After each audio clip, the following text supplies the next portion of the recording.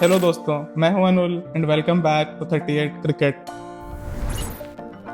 आज का टॉपिक काफी शॉकिंग है। आईसीसी ने यूएसए क्रिकेट को सस्पेंड कर दिया है। Yes, band. Just imagine 3 years before cricket returns to Olympics at Los Angeles 2028 and USA is nowhere in the picture. The hosts will not participate. Huge setback, right? पर tension मत लो, इस ban का direct impact players पर नहीं पड़ेगा। मैं आज आपको स्टेप बाय स्टेप बताऊंगा कि सस्पेंशन क्यों हुआ, क्या रूल्स तोड़े गए और यूएसए क्रिकेट का फ्यूचर अब क्या होगा। वीडियो शुरू करने से पहले कमेंट्स में बताओ कि आईसीसी का ये डिसीजन सही है या गलत। टाइप करो यस और नो। देखो दोस्तों, ये डिसीजन एकदम से नहीं आया। ICC had been warning USA since a very long time. Back in July 2024 ICC ने यूएसए को एक नोटिस दिया था, fix your governance, get your Olympic path recognition and house in order. पर हुआ क्या? Internal politics and zero progress. Finally सितंबर 23, 2025 को आईसीसी ने अपनी एनुअल जनरल मीटिंग में ये कहा, एनफ इज एनफ, सस्पेंशन। चलिए अब समझते हैं कि सस्पेंशन आखिर हुआ क्यों। आईसीसी ने यूएसए पर 3 बड़े चार्जेस लगाए। Number 1, no governance, proper system ही नहीं,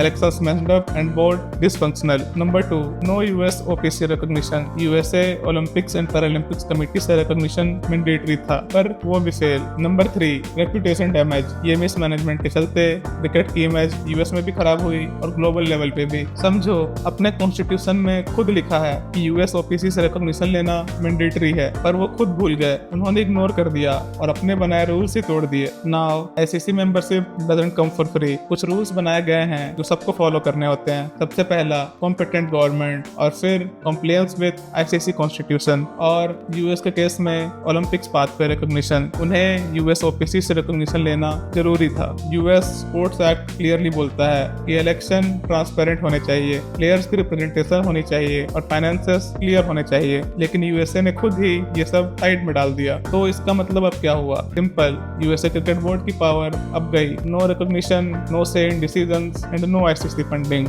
लेकिन ध्यान रहे, इस सस्पेंशन का कोई फिक्स टाइमलाइन नहीं है, मतलब ना 6 months ना 1 year। आईसीसी ने एक नॉर्मलाइजेशन रोड मैप बनाया है, मतलब वो मॉनिटर करेंगे कि यूएसए परफॉर्म कर भी रही है कि नहीं। रीइंस्टेटमेंट का चांस है, पर तभी जब बोर्ड अपनी गलतियां सुधारेगा। तो यूएसए क्रिकेट को वापस लाने के लिए क्या करना होगा? प्रॉपर गवर्नमेंट सेटअप करना, इलेक्शंस फेयर एंड ट्रांसपेरेंट रखना, अपने कॉन्स्टिट्यूशन के साथ कंप्लाई करना, और सबसे जरूरी यूएस ओपीसी से रिकॉग्निशन लेना। सीधी सी बात, अगर ये सब सही नहीं हुआ तो एलए ओलंपिक के टाइम आईसीसी को ही यूएस क्रिकेट मैनेज करना पड़ेगा। गुड न्यूज ये है कि आईसीसी ने प्लेयर्स को पनिश नहीं किया है। आईसीसी ने क्लियरली बोला है कि मेंस और वुमेन्स दोनों टीम आईसीसी टूर्नामेंट्स के लिए एलिजिबल होंगे। हाई परफॉर्मेंस प्रोग्राम्स और LA28 की प्रिपरेशन दोनों चलती रहेगी, पर बोर्ड के अंडर नहीं, आईसीसी के अंडर। मतलब बोर्ड गई साइड में, बस player safe. A question for you, आपको क्या लगता है कि अरेंजमेंट प्लेयर्स के लिए बेनिफिशियल होगा कि डेवलपमेंट और स्लो हो जाएगी?